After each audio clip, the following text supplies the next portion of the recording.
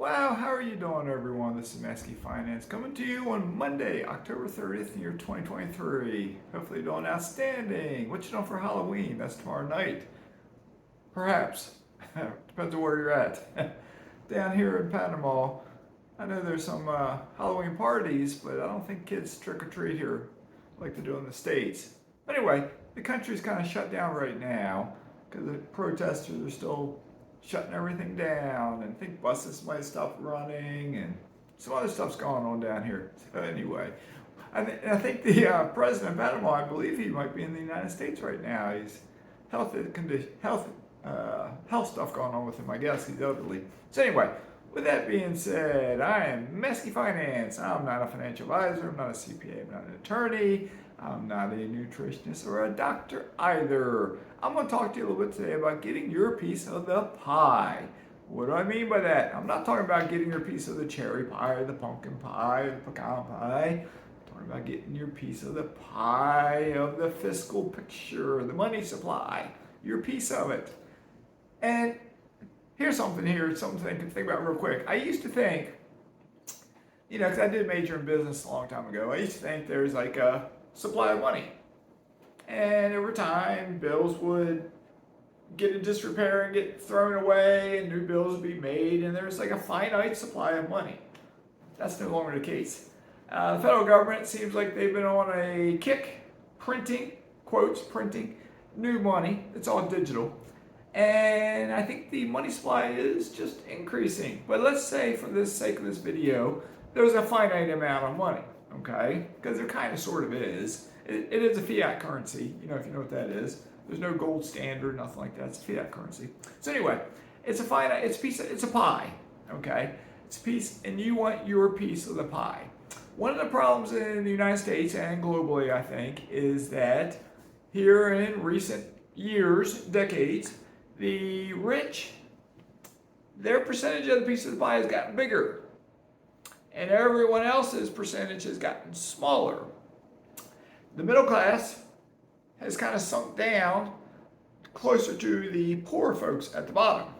Okay, there's always historically a percentage of the society is poor for whatever reason. Some people have mental illnesses. There's always people that have addictions that causes problems, and there's any society in history, there's a percentage of people that are poor. Okay, that's not going to change. I don't think. Okay, what can change is everyone above that percentage, the other 95% of the people, because you got the 5 or 10% at the top. Everyone else here, we can all increase our share of the piece of the pie. How can we do that? Let's keep it simple at first, and we'll build upon this, okay? If you put your money into a high yield savings account online, there's a variety of them, you can probably get something like 5%, 6%, maybe 10%, 4.5%. You'll get some sort of return. So if you have $100 and you get 4%, simple math, we'll keep it this way for the video. In a year's time, now you have $104, right? Okay. You got 5%, $105, okay? But then it can compound upon itself. It can grow, okay? So if you kept saving in the bank, your piece of the pie may get bigger. What you got to be careful about, though, is inflation may be running 8% or 9%, or maybe it's 4.9%. You just don't know. Because the government, how they measure inflation, remember, they don't count food or energy. I believe something like that. Food and I don't know about you, but price of food has gone up, price of gas has gone up, and they're not counting that in the inflation number. All right, now I'll throw this out real quick, and I want to get back on getting your piece of the pie. I have this sneaky feeling that inflation is going to continue for a while. Why? Look at the big three automakers in the U.S. The workers have been on strike. Ford, I know, has presented a proposal to the union about something like a 25% pay raise between now and 2027, enhanced 401k payments, like I think 10% they'll contribute, an investment into the infrastructure of the Ford company, building new factories and doing other stuff. Starting pay, I think, will be bumped collectively up to about like $28 an hour. Top pay would be $40-some an hour. I've been seeing how the pharmacies, CVS, Rite Aid, and Walgreens Workers are talking about walking out because, amongst other things, they want more money. Okay? So as these workers all get more money, because they will get more money, because my pool pump just turned on, they will get more money. The price of a Ford, a Chevy, a Dodge, and all this subsequent automobiles, as the employees get more money, don't you think the price of the automobiles is going to get even more expensive? If all of the people working in a pharmacy get pay raises, don't you think your products in the pharmacy are going to get more expensive? So anyway, it will. And as that continues, and as people get more money in their pocket, what do? They spend it. As there's more demand, prices also go up. So I have this feeling inflation is going to continue for a while. High interest rates may continue for a while, and so on and so on. So anyway, back to getting your piece of the pie. All right. What you got to do though is when you save money up, you got to start buying investments. Okay. You can buy investments in the stock market, but it's a big but. It's kind of like fiat currency. Are you really investing in the Starbucks company when you buy Starbucks shares? If they got, I'll make a number up, if they got 17 billion shares and you buy 10 shares, do you really own part of that Starbucks? I mean, maybe you do, you don't, right? Because it's stock, it's digital, it's all online nowadays. You don't even get any paper certificates like you used to, okay? If you buy a rental property, now it's tangible. If you own your own primary residence, it's tangible. You can touch it. You know, there's a wall back here. It's solid. You can touch it, feel it. It's there. No matter what happens in the economy, no matter what happens with inflation, no matter what happens with your housing price, be it go up or be it go down, you own that house. It's always going to be worth something as long as you keep a roof on it and take care of it, okay? So if it's a rental property, tenants will pay you rent. By them paying you rent, you pay down your mortgage, you pay your taxes, you pay your insurance, you pay to make repairs and do all that kind of stuff, okay? At the same time, you have alternative investments. All right, I invested in mineral rights and oil drilling.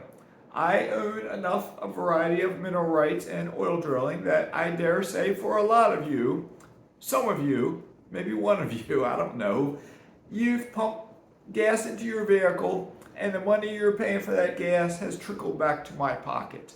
Okay, meaning it doesn't work quite like that.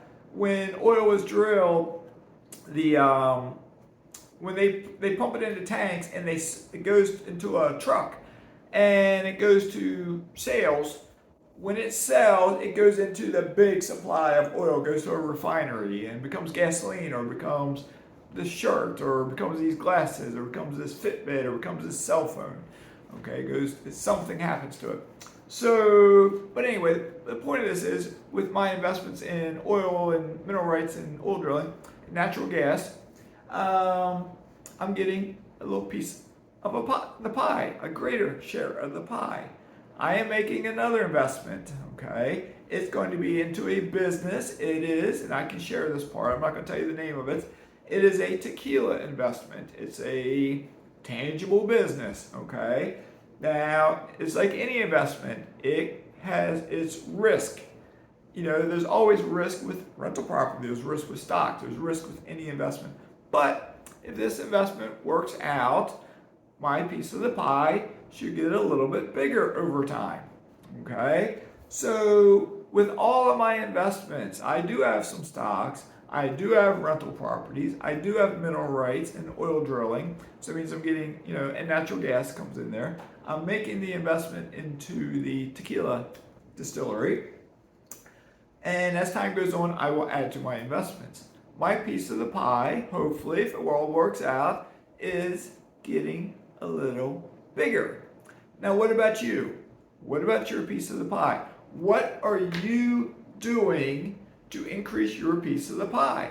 If you're just working a job and you spend your paycheck, you spend it, your piece of the pie is not growing, okay? You're making someone else rich. Every time you buy a product, every time you pump gas into your car, every time you charge your electric car, you're helping to make someone else rich. Your piece of the pie is not getting any bigger. You need to focus on helping yourself. As you help yourself, you can learn to help others. With my YouTube channel, I'm trying to help you, okay? I'm not just getting all my money and hoarding it up and this and that and say, it's mine, mine, mine. I'm not doing that.